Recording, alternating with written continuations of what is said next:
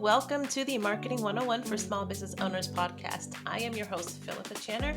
I am a content marketing strategist here in Montgomery County, Maryland, and I absolutely love helping small business owners, nonprofits really better understand how to market themselves, how to create content that is really attracting the right people in the right direction.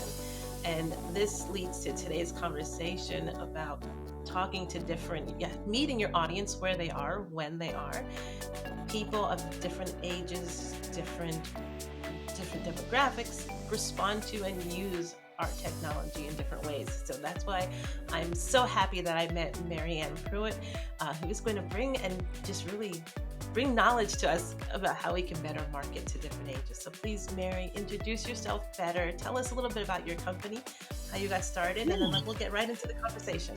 Well, thank you so much for having me on. I'm really looking forward to our conversation today. I think it'll be fun. I also have a very soft spot in my heart for small business and how many tactics of today's world. Oftentimes, people forget the small business owner in the middle of these conversations. So I'm really glad we concentrate on that, and I always love to.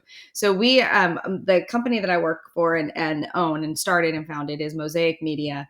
And we are a full service media agency. We work direct with brands. We work with agencies.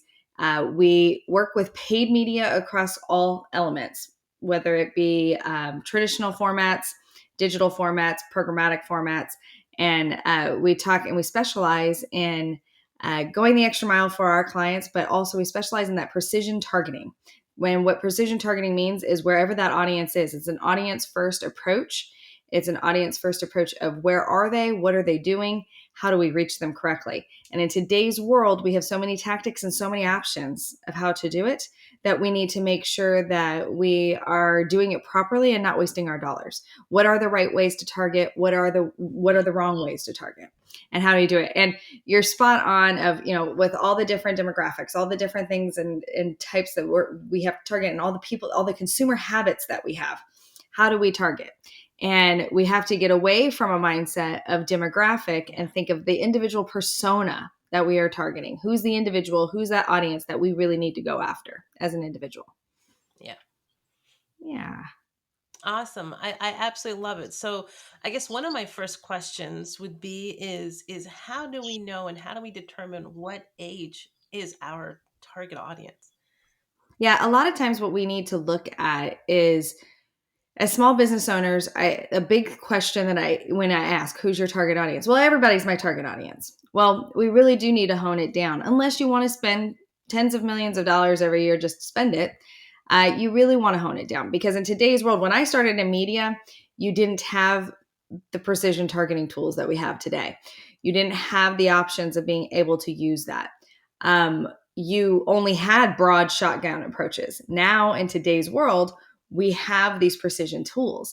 And to be able to be so precise and so direct and so hyper-focused on who our targeted audiences are is a gift, frankly, that we can do. So how do we go and find our target demographic, target persona?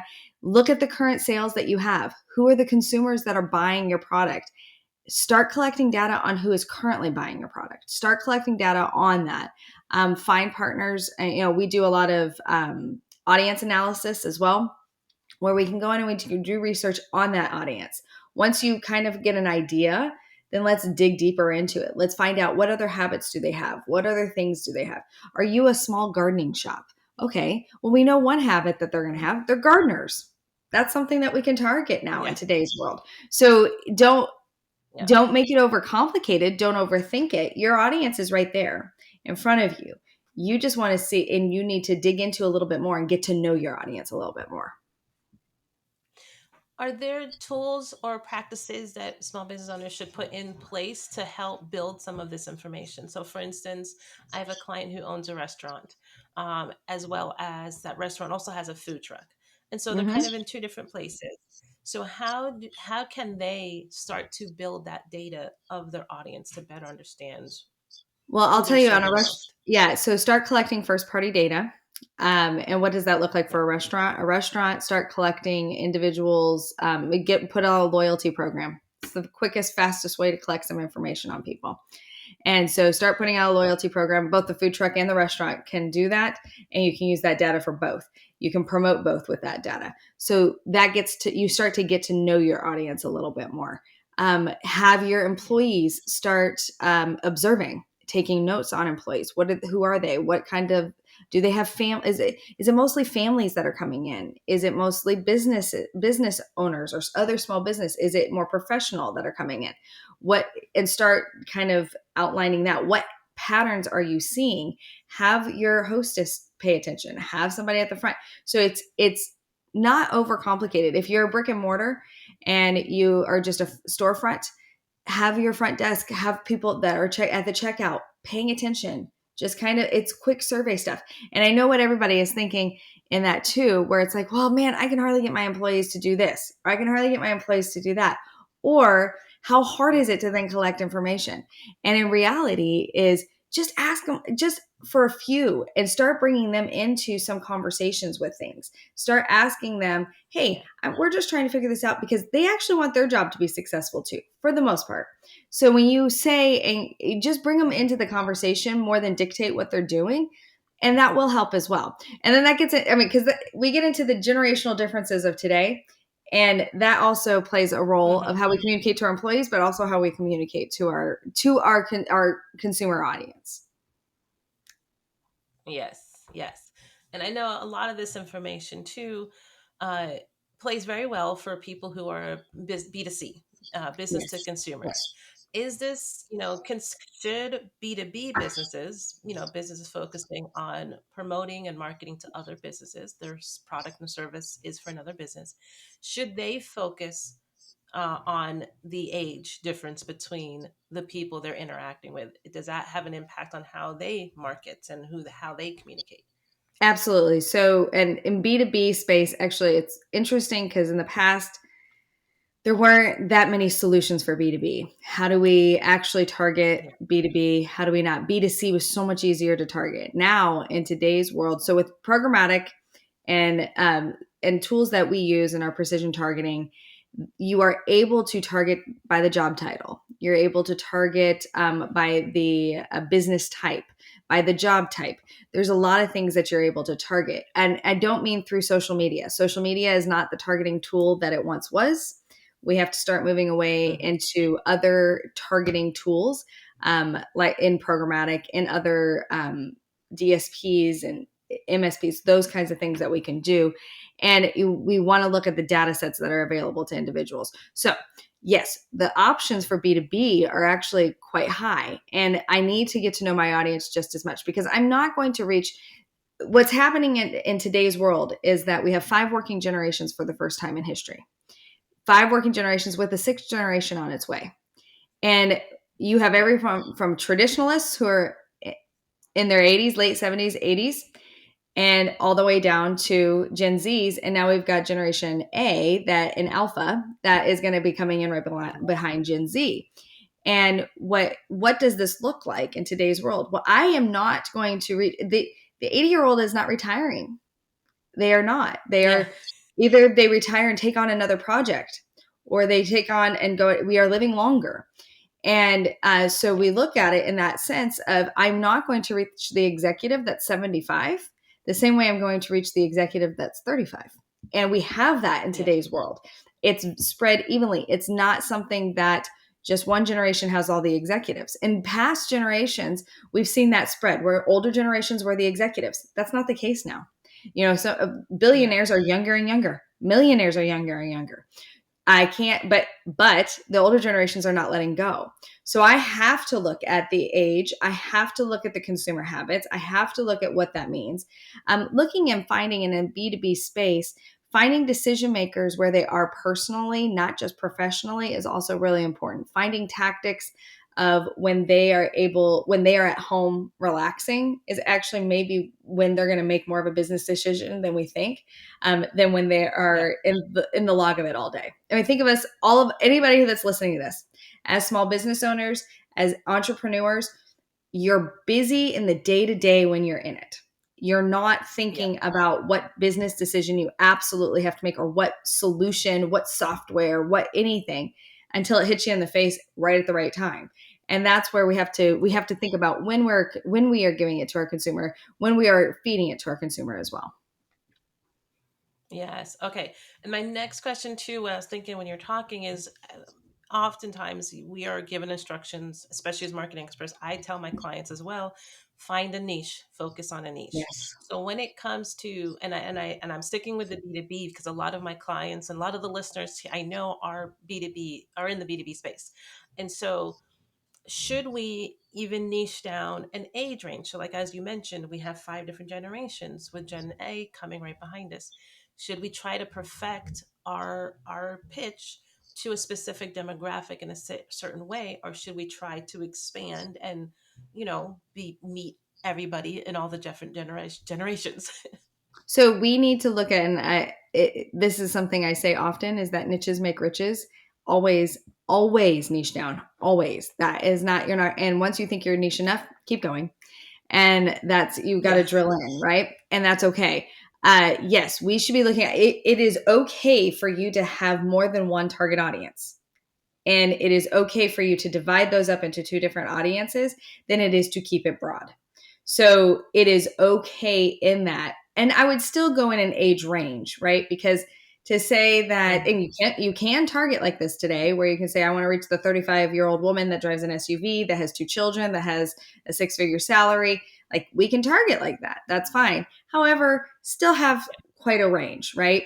But don't have as broad of a range. When I started in media, it was, my target audience is 18 to 64. That's different in today's world. The 64-year-old and the 18-year-old is really broad. That's really Yeah. broad. I'm not going to Yeah. reach them the same way. And we, Yes. other things, and there is the generational crossover, the generational pieces that come from that too, of the influence of generations on top of each other. But for the most part, that 18-year-old and that 64-year-old are going to be created differently, in the sense that Yeah. they consume differently. Technology has changed things. It is not the same person. And so if Yeah. I'm like, you know what, I have that 64-year-old, 65-year-old that I'm reaching, okay, make their range 55 to 65, make the range 18 to 28, and target them differently. You're actually not going to spend as much money trying to reach 18 to 54 as you are if you go into that range and, okay, I'm going to just focus right here. I'm going to find out what my 54-year-old consumer, what are their habits? Are they outdoorsy? Are they, whatever it is? And I'm going to find those things and target about it. And I'm going to go in that direction. Same thing with the 18-year-old. And I'm going to find out about them what is different. And there's going to be commonalities and there's going to be Yeah. crossover. And when you're targeting those commonalities, yeah, that's great. Your ads are going to be served, they're going to be served in the right direction. But don't get caught into, I need to reach this person the same way as I reach this person. You actually can't. It's not the way consumers are built today. The pandemic changed our habits so drastically that we can't be there. We can't go into that mindset of that divide. Yes. And it's the same way. I think a lot of times when people think about it, when they get in business and they start thinking of buyer personas and their Yep. customers, they forget that they're people. And it's like, if Yes. you walked into a room and they were in your face, you wouldn't talk to a 24-year-old the same way you talk to 65-year-old. Correct. You would respect them both the same, but Yeah. there's going to be things that change in how you approach them. And it's the You same are going way. to You talk to can't. them differently. Yes. And we Yeah. naturally do that in person. We naturally do. But when it's Yeah. outside of in person, we don't. We, for some reason, we don't picture the persona. And I often say too, when you are thinking about the individual that is buying your product, have a visual of what they look like. Have a visual of what that is. Have a visual across the board, and it will change how you talk to that individual in your ad space and everything. Yeah. And that's the part. It's so crucial. We just don't think of it in that manner. You're spot on. I don't talk to the 18-year-old the same way I do the 54-year-old in person. I don't. I'm going to have different things. Yeah. There's Even going to be different else interests, is the same. different thoughts. Yeah. Yeah. Different Yeah. experiences. You could be Yeah. yes, yeah. Yeah, you could be presenting the same exact information. It's just Yes. how you present it Yeah. changes it different. And again, it's not a matter of one's more respectful or anything like that. It's No, not at just all. You're going to treating. respect them equally. There's no question there. Yeah. And you're going to treat them equally. How you talk to them and where you talk to them is what's different. Yes. Okay. All right. Let's see if we can wrap up with maybe like an exercise to kind of see how this works in action so people can begin to consider how they apply all this information to their business. And so if I own a business that offers event services. And so it's not Mm-hmm. necessarily catering, but I will provide a bartender or somebody who can serve all the food that you have. That way you can enjoy your party. You're not trying to be you're not trying to manage everything. You're being a host and engaging. Right. So that's my business. And I am looking for people who are hosting house parties. Um, how would I begin the process of formulating who is my age range Right. and how I target to them? What platforms should I consider using to market? So you're going to That might start be too with, broad, but let's try. yeah, no, but you're going to start with who are my current customers that I've had purchase this product? Who currently has? Yeah. Start taking notes on that individual. What does that look like? And then start building out your persona. It literally is an exercise where you're going to sit down and start building. I like to give personas names. I like to give them, like, this is the individual Yeah. that I'm targeting. This is, Jane. Jane, see Jane, meet Jane, right? And kind of build what that looks like. Yeah. Where does Jane live? What type of home does she have? What type of property is she going to be hosting an event on in this specific example? And then get to know Jane a little bit more. Okay, so then you start bringing in targeting tools. Now, the one thing that small businesses often struggle with is a lot of these targeting tools are expensive, and they're like, oh, I Yeah. can't, I can't afford these. I can't do this. I don't know what to do. That's where you find a partner. That's where you find, companies like ours that can help you in it, that are going to guide you and lead you. There are many people in that space that can help you, but find a true partner. Don't find a vendor. Find someone and ask them on their precision targeting. Can they target to the device? Can they target to an individual's home? Can they target these things? So in this case, you could look at, okay, what neighborhoods are high end parties? Because some neighborhoods are more entertaining than others. Some neighborhoods do Yeah. more block parties, more things like that. So start looking in those things. What type of income do they have? What type of, so you're starting to get into getting to know Jane a little bit more. And as you Yeah. start to get to know Jane, then you're finding these partners that can help you use these expensive tools, but they're not expensive to you because you found a partner who can help you do it. And Yeah. I want to say this because small business owners, you probably get calls. All small business owners get a million calls a day from somebody selling them ad space of some sort. Find a partner to Yes. help you in guiding this, because it is so It's more confusing. When I started my career over 20 years ago, it was easy. We had a few tactics. Now we have thousands. Now you have so many different things, thousands of different ways of reaching people and targeting people, and it's confusing. How do I do it properly? So find that partner, not a vendor. A vendor is a TV rep, and there's nothing wrong with that. I spent my career doing some of that. There's nothing wrong with it, but they're not your programmatic targeter. If you're buying television from them, if you're buying radio from them, great. They are not going to be what you want to use when it comes to programmatic and actually targeting and the things that we're talking about today. So when Yeah. you find out Jane, find then that partner that can help you target Jane and find Jane. What is her income level? What is her job title? Is she a working mom? What are these things that then we can serve ads to her based off of what you're doing? And I promise you, in this demographic, so I'm using Jane as a persona and as an individual. When you're serving ads to Yeah. her, she wants her life to be simpler. Do you need a bartender? Do you need a caterer for your event? Do you need, and all of a sudden she'll be like, oh, that's so much easier because I'm still, let's say she decides, no, I'm going to cook for myself and I'm going to do it all. Odds are she's still going to spend a lot of money. And it's going to be just a Yeah. slight bump more just to get a caterer. And she's going to have a lot less Yeah. stress. She's going to enjoy her party. She's going to have a little bit more fun with it. then, and she'll have, and what does she care about? Everybody's going to rave about the food that she has at her party. Everybody's going to rave about the bartenders and how amazing they were.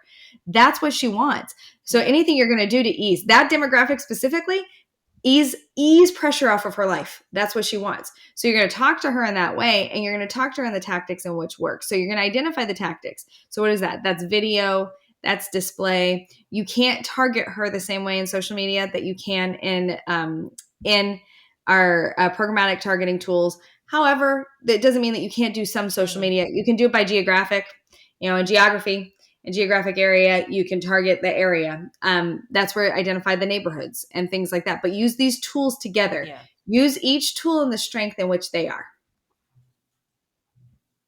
Okay. All right. I love it. I love it. I think everybody's got some good foundation of how this works and what they should be thinking about. I think the most important thing a lot of people may take away from this is the fact that you cannot market and create a message that's going to meet everybody. You've Correct. got to think about who your audience is and create a message for them. And Yep. of course, you can't say enough about niching down. Oh, you Pick one can't. audience And that yes. And own it. And it's okay to have more than one. And that's okay. I'd rather you have more yes. than one than to be broad. And so niche down, figure that out. But then also, you figure out the message for your audience and figure out the tactic. Where are they? Where are they consuming media? Our older audiences started to consume social media in a totally different level during the pandemic than we could have probably ever seen in their lifetime. And our Yep. younger audiences actually Yep. started to consume traditional types of media, but in a digital way. So they started to consume local radio, maybe through an app or maybe through streaming. But Yep. during the pandemic, they really cared. These younger audiences all of a sudden discovered these were new tactics. And like radio was something new all of a sudden. For them, it was like, oh, this is incredible. Yep. Why? Because they could find out locally what was happening. They all of a sudden they're consuming local news and local information because during the pandemic it made a difference for them and they cared. So they started paying attention. Where older demographics where I want to connect with family, so they got on social. So each demographic actually reacted to the pandemic in a totally different way. Yes. Yes. And they use Yeah. different tools. And so knowing which Yes. tools they were on. Yeah. Yes. Exactly. So yeah. Awesome. Great. Well, I appreciate this conversation, Mary. I love the time that we had together. I feel like this is going to add some great value. So please let us know how we can connect with you further, website, socials, whatever you want to share. Yeah, absolutely. So I always offer for your podcast listeners, if there's ever an assessment, we offer a free assessment for you. Just mention the podcast. And we will assess what you're currently doing with your target audiences. We'll have that first initial conversation with you and see and kind of guide you in a direction that maybe you aren't thinking. But you can reach out to me if you want to take advantage of that. You can reach out to me at mosaic.agency/contact. That comes directly to my email. So reach out to us there. And let us know that you heard us on heard me on the podcast, and we will set up a meeting to have that initial conversation and offer that free assessment for you. You can also find me on LinkedIn, Mary Ann Pruitt, and Twitter at Media Maps is where my Twitter handle. Follow us. I'm on Instagram. You can follow us. We put out content fairly regularly, helps and tips and various things that in the media space, what you need to know. So follow along. We have newsletters. We have all the above, and we're happy to help however we can. All right, perfect. Awesome. Thank you so much again. And guys, thanks for listening to the Marketing 101 for Small Business Owners podcast. We will be back again next week with on Wednesdays, we have our normal educational content where I'm going to give you some marketing tips and advice. And then on Fridays, we will have our new Moco Buzz show where we're interviewing local business owners and getting to know them better. So make sure you subscribe and come back and check out that. So thanks again, Mary, and you guys have a great week.